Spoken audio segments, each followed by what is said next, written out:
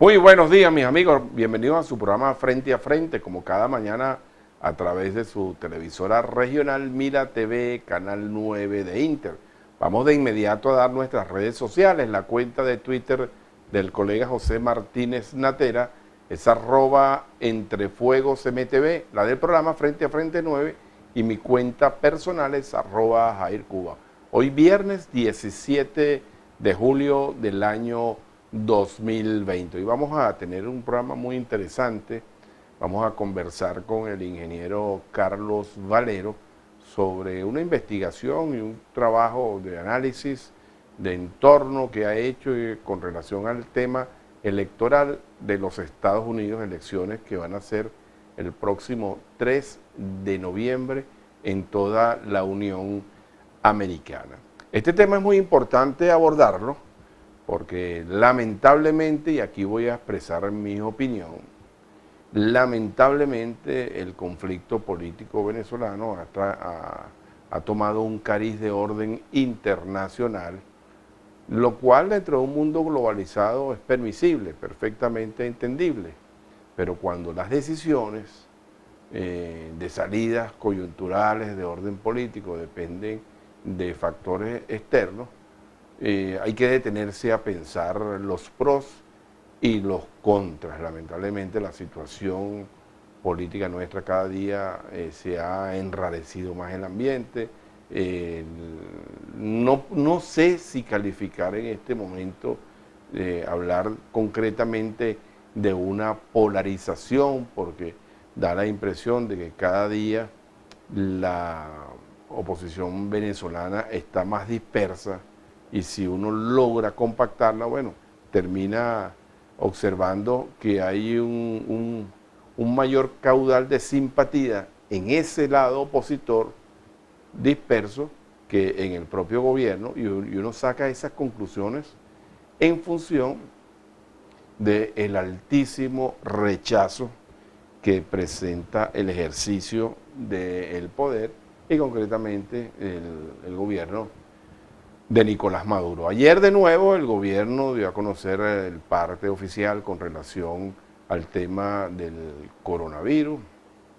Este tema, bueno, convertido en una pandemia, sigue afectando visiblemente al mundo, pero ahora hay un precedente grave, el tema de que ahora la pandemia está fundamentalmente radicalizada, está alojada, por decirlo de alguna manera, en la América Latina. El caso de Brasil es realmente para llamar la atención, el caso de Chile, el caso de Perú, los vecinos, Colombia, presentando también unas cifras altas, y sigue siendo Venezuela el país que menos cifras presenta.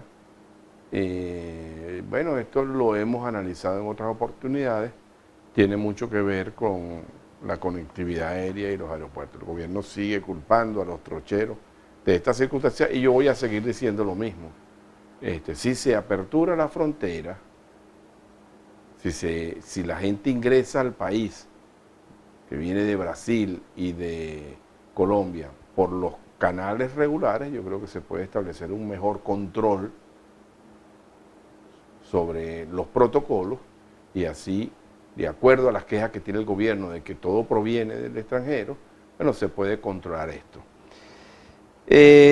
Volviendo al tema que nos va a ocupar en la mañana de hoy, el tema de las elecciones de los Estados Unidos, el ingeniero Carlos Valero nos va a hacer una presentación completa, porque a diferencia de cómo se vota en Venezuela, en Estados Unidos, finalmente la decisión la toman los colegios electorales, y esa explicación va a ser la primera que le voy a pedir al ingeniero Valero. Ahora, esto tiene mucho que ver con el tema venezolano, porque al presidente de la Asamblea Nacional lo reconoció el gobierno de los Estados Unidos, cierto sector de la Unión Europea y más de 60 países, el último fue Eslovenia.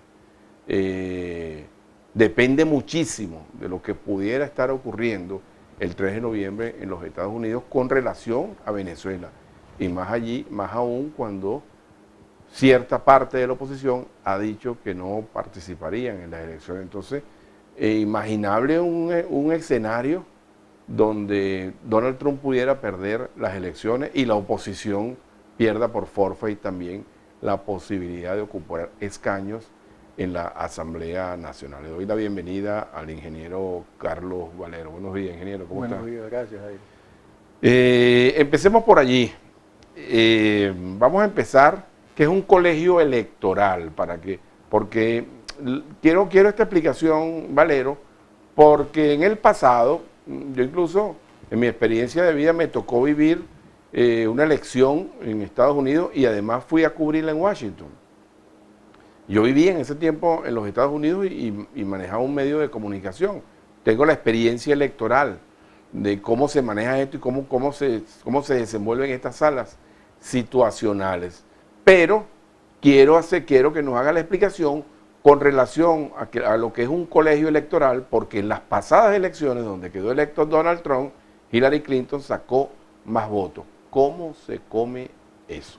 Bueno, aquí hay que hacer un preámbulo bien interesante con relación a este tema y examinar un poco a título reflexivo esas dos figuras que nosotros siempre hemos discutido y que quizás a nosotros siempre se nos ha enseñado a manejar visualmente e imaginariamente con el tema político, que es la democracia participativa y el tema de la democracia representativa. Yendo a la parte puntual de tu pregunta, ¿qué es un colegio electoral? Bueno, pudiéramos decir que viene a configurar una representación muy parecida a lo que es la Junta Regional Electoral en nuestro caso. Es algo más o menos así.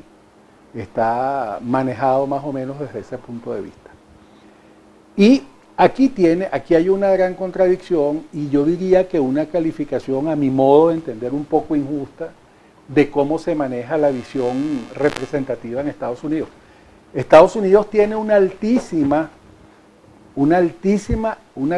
actitud participativa, porque es el voto popular que recoge la voluntad de los ciudadanos electores y es el colegio electoral quien una vez que despeja y hace, vamos a llamarlo así, la limpieza y despeje de toda esa estructura de votación, es cuando toma la decisión de pronunciar su voto electoral o su voto numérico para completar los 270 escaños mínimos que hacen falta para sentar a alguien en la silla de Washington. Ok. Eso para así. Meter a alguien en la oficina oval. Para sentarlo ahí en la oficina oval. Pero vamos a entrar entonces... Ahora, pero un detallito allí. ¿Cuáles son los colegios electorales decisorios en esta contienda? Eso tiene que ver con la demografía, concretamente. Sí, Estados Unidos está conformado, la demografía electoral está conformada de la siguiente manera. Son 538 colegios electorales que conforman la Gran Unión Americana, distribuidos en 50 estados y un territorio que es Alaska, que no está contabilizado como estado como tal. De estos 538 colegios electorales, hace falta 271 a favor de alguien para que esa sea la que determine quién se sienta o no en la silla, ¿no?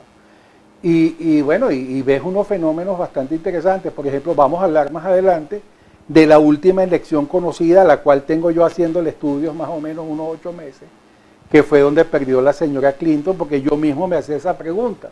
O sea, ¿cómo es que una persona que obtiene mayor número de electores populares no se sienta en la silla de la Casa Oval? Y eso tiene una explicación netamente técnica.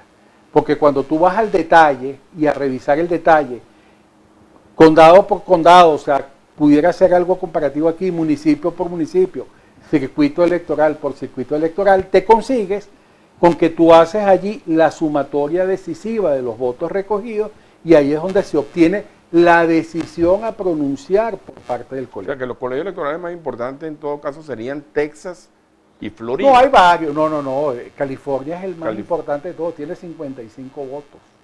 Texas tiene 38, Florida tiene 29, Nueva York tiene 31. O sea, Valero, detente ahí, me estás hablando de California, de Texas y de Florida. 3 estados donde hay una importante presencia migratoria sobre todo de mexicanos, en el caso de Florida, cubanos.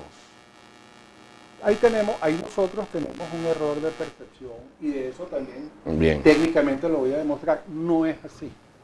Y no es tan importante como han pretendido venderlo. El voto hispano, dentro del contexto de la Unión Americana, es muy, muy insignificante. No es decisivo. De hecho, hay una cultura de no participación. Hay una estadística que habla que en los últimos 20 años, la participación del hispano en el contexto electoral nunca ha llegado a superar el 28-29%. Bien, vamos a analizar en Vamos contexto... a revisar entonces las láminas que tengo allí para que podamos ver. No sé si el equipo de producción nos puede apoyar. Sí, ya vamos a poner perfecto. allí. Bueno, Okay. esto es lo que se va a dar este año en los Estados Unidos. De esto es lo que estamos hablando. Un censo de población proyectado hasta el año 2019 de 330.222.000 habitantes en promedio, de los cuales, de ese universo, tenemos 231 millones de electores registrados hasta el último censo electoral que se hizo para las elecciones del año 2016. Los contrincantes son Joe Biden, candidato demócrata que aspira a la presidencia de los Estados Unidos, que se desempeñó como vicepresidente en 2 periodos del señor Barack Obama, y el presidente Trump, que está aspirando a su reelección en medio de una situación muy, muy difícil, sobre todo producto de este fenómeno mundial que se ha dado, esta pandemia, que no se esperaba y que está destrozando no solo la economía de los Estados Unidos, está destrozando la economía global. El impacto que está causando esto a nivel económico es muy alto.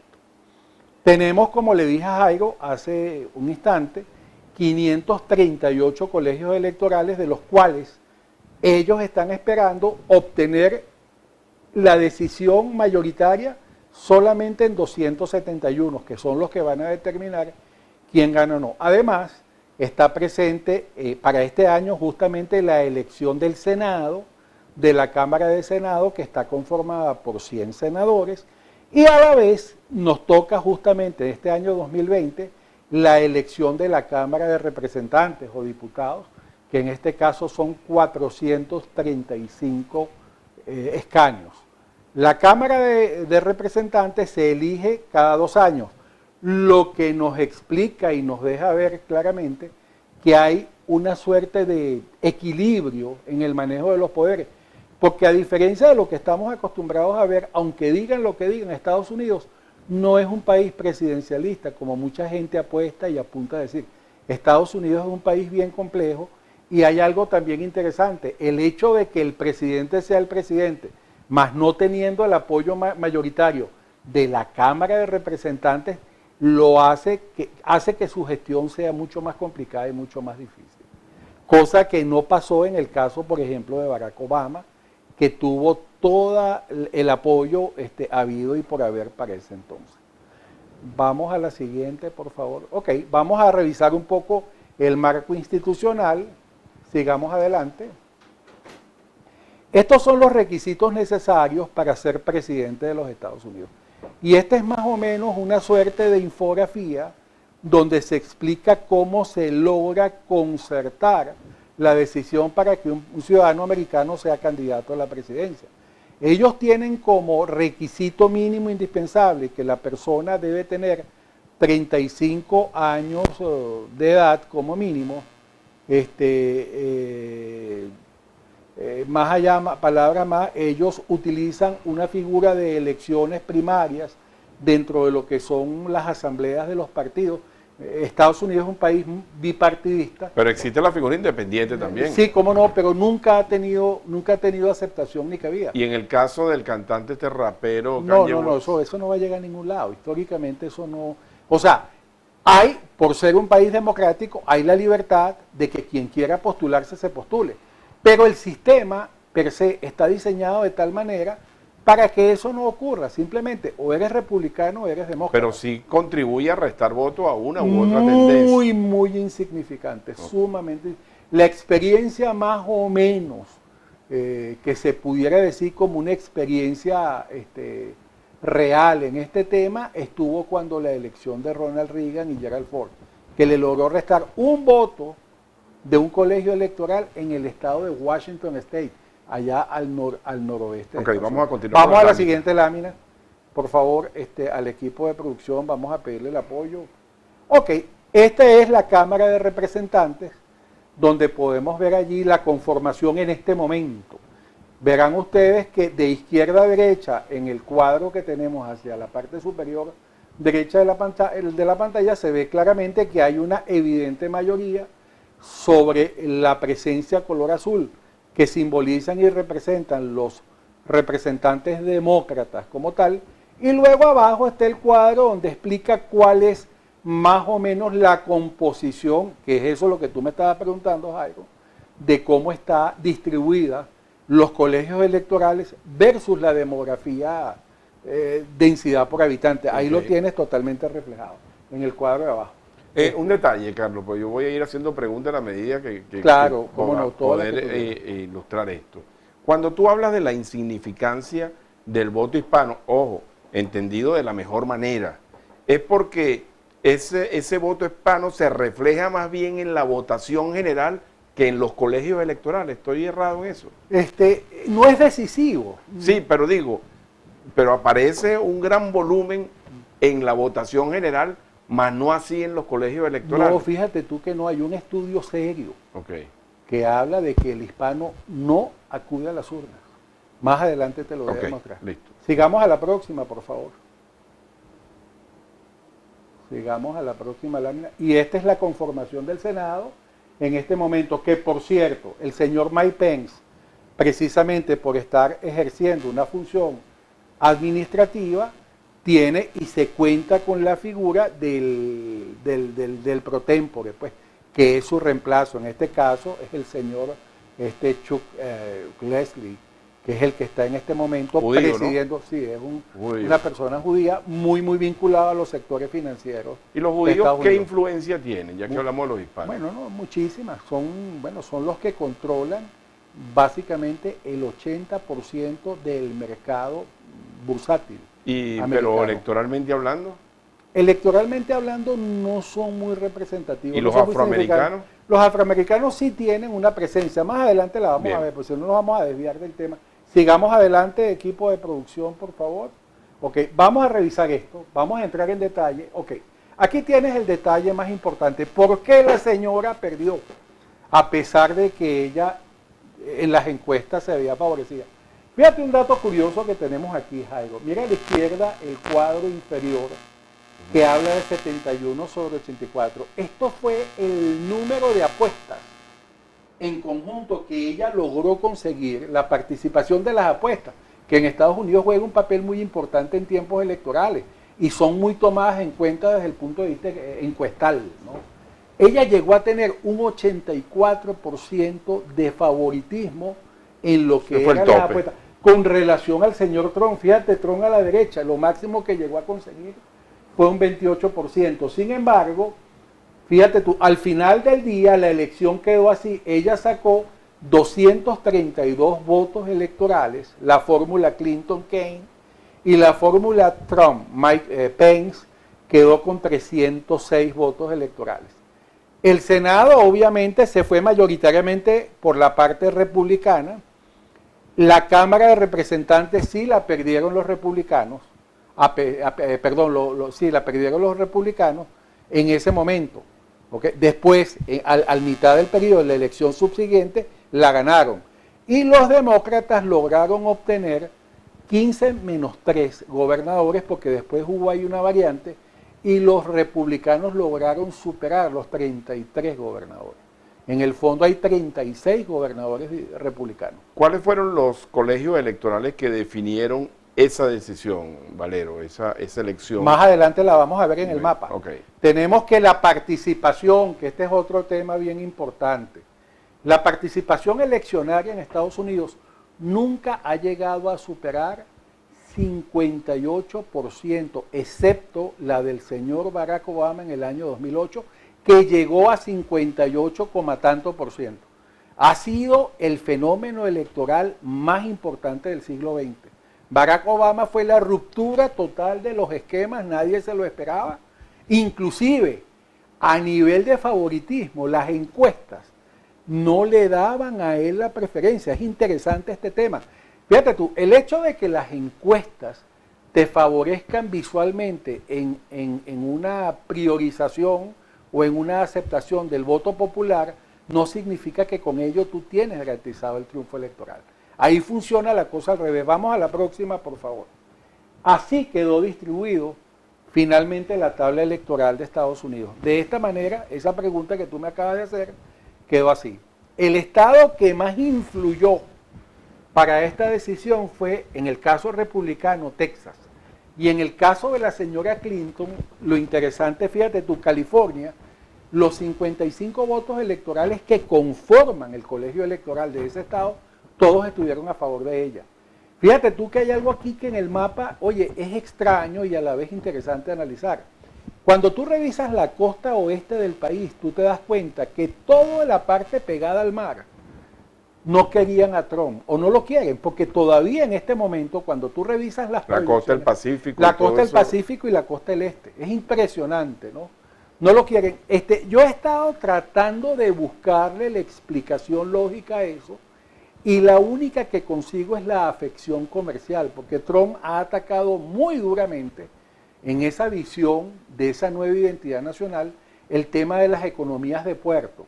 Y es la única razón que yo le doy al tema, porque de alguna manera todas esas regiones tienen una altísima influencia en las economías de puerto. Y una de las cosas que Donald Trump viene reclamando a la sociedad norteamericana es que cómo es posible que ellos, después de haber enseñado a la gente a hacer las cosas, ahora se han cruzado de brazos y todo viene importado vía contenedores.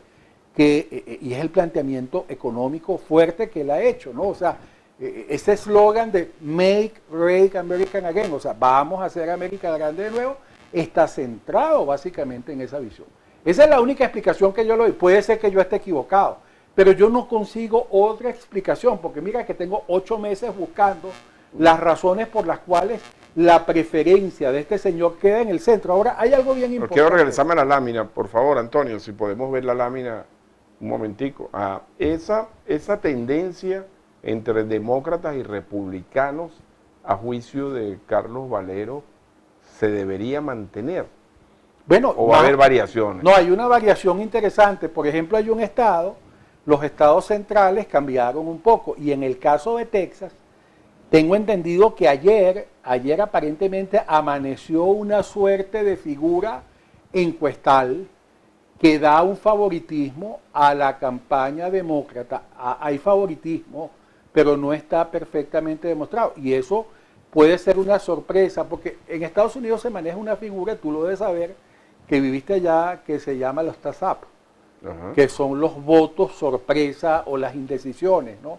Y las indecisiones siempre varían de acuerdo a 2 factores elementales. La recurrencia al voto, o sea, quiénes son los que verdaderamente van a votar, que por lo general son republicanos. Los demócratas tienden a no.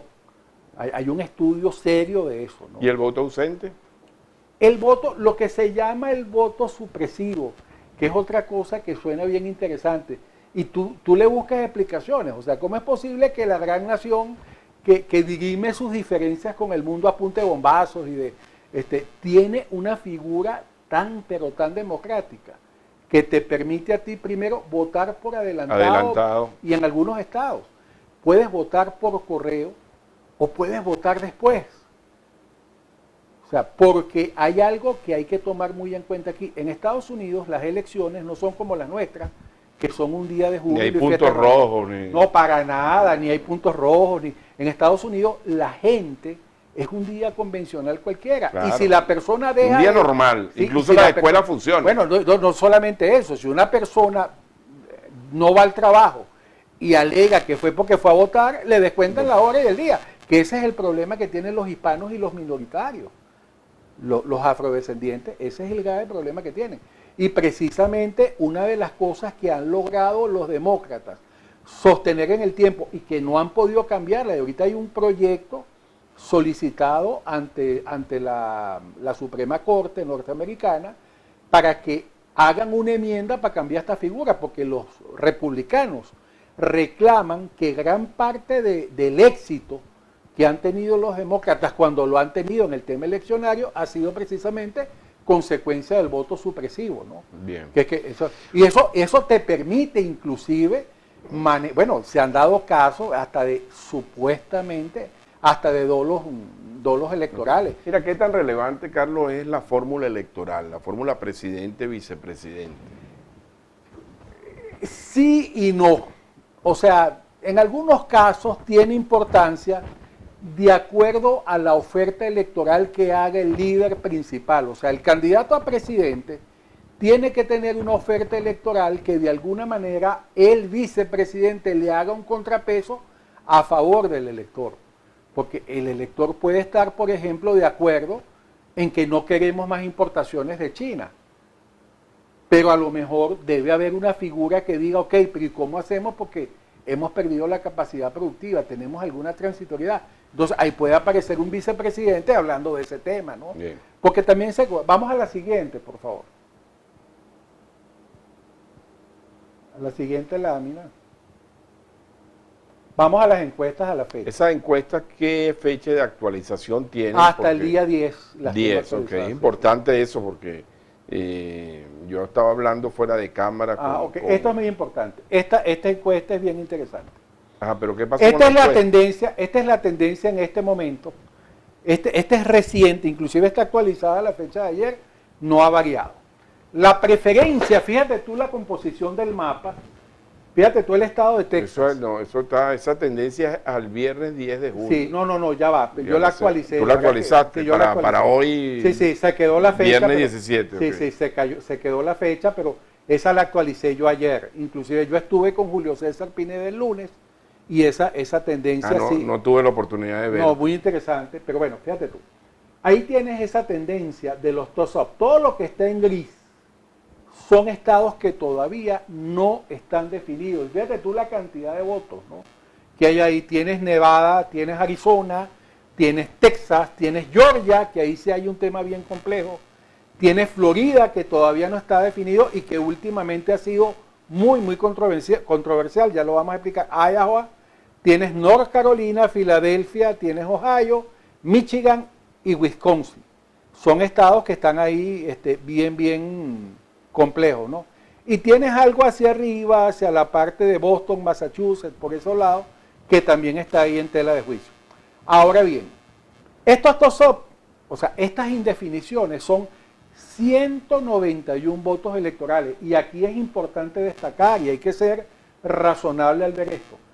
Si el presidente Trump quisiera conquistar los 271 votos necesarios para mantenerse al frente de la Casa Blanca, él tendría que tomar o tendría que conseguir que de esos 191, el 80% se inclinen a él, en este momento.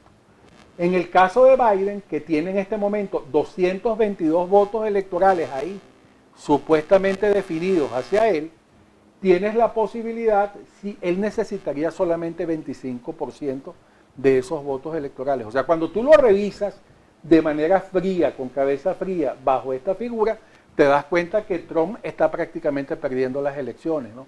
Mas no es así, más adelante lo vamos a ver. Sigamos a la siguiente, por favor. Esta sería la proyección de la composición que tiene el Senado. Y el Senado siempre va a ser reflejo de las expectativas que le den los colegios electorales. O sea, al final del día, la conclusión firme, determinante, acta, mata voto, la van a manejar los senadores. Siempre se maneja allí porque allí es donde se resume todo el estamento de votación. Eso no da espacio, Carlos, para un senador independiente de la polarización republicanos y demócratas. Ha pasado, pero muy poco, no es relevante, no es significativo. Bueno, vamos a hacer un corte, y al regreso de esta pausa, mis amigos, vamos a continuar analizando el tema de las elecciones de los Estados Unidos con el ingeniero Carlos Valero. Ya venimos, mis amigos, en su programa Frente a Frente.